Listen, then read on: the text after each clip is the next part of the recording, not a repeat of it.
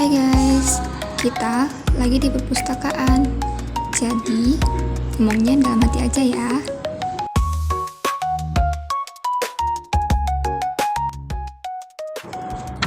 Halo, nama saya Amikesin Betaria Sinaga dengan NPM 2501071019.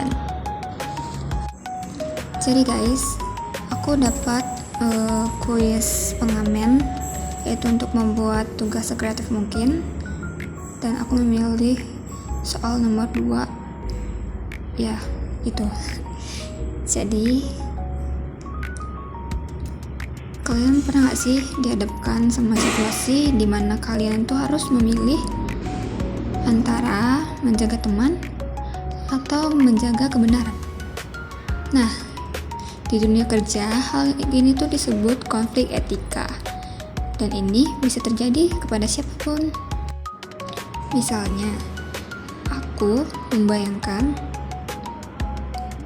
situasi di mana seorang karyawan menemukan temannya memanipulasi data laporan supaya terlihat bagus di depan atasan. Lalu, ia berdilema, harus diam aja atau melaporkan hal tersebut. Kalau milih diam, berarti dia menutupi kesalahan temannya dan pastinya dapat berdampak pada perusahaan. Namun kalau jujur, itu juga bisa merusak pertemanan dan hubungan kerja. Aduh. Nah, jadi disinilah pentingnya prinsip etika manajemen. Jadi kita harus pikir-pikir lagi guys, kalau mau ngambil keputusan. Terus harus gimana ya? Apa solusinya? Nah, jadi solusinya, ia tidak boleh langsung menuduh atau melaporkan, tapi mulai dengan komunikasi yang terbuka dan jujur. Lalu kita harus bicara baik-baik, sampaikan dampak tindakannya terhadap tim dan juga perusahaan. Nah, dari situ kita udah menerapkan 3 prinsip utama manajemen. Yang pertama, integritas, karena kita sudah berani jujur walau resikonya besar. Lalu yang kedua, tanggung jawab, karena kita sudah sadar akan dampak yang akan terjadi oleh tindakan kita. Lalu yang ketiga adalah keadilan, karena kita telah menyelesaikan masalahnya dengan adil. Demikian dari saya, terima kasih.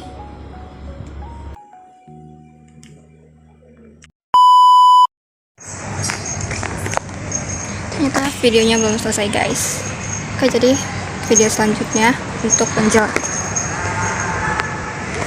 penjelasan bab 6, yaitu untuk soal yang ketiga, yaitu yang membahas mengenai mengapa perencanaan penting dalam menghadapi ketidakpastian bisnis.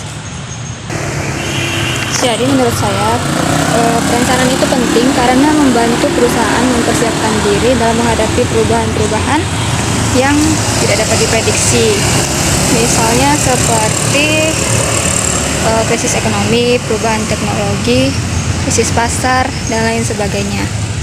Nah, selain itu, apa manfaat dari memiliki perencanaan? Nah, dengan memiliki perencanaan yang baik, perusahaan dapat mengantisipasi risiko, memiliki strategi yang tepat dalam mengatasi perubahan, dan dapat memiliki kestabilan menghadapi perubahan yang ada. Jadi contoh kasusnya adalah ketika COVID, banyak perusahaan atau produsen yang mengalami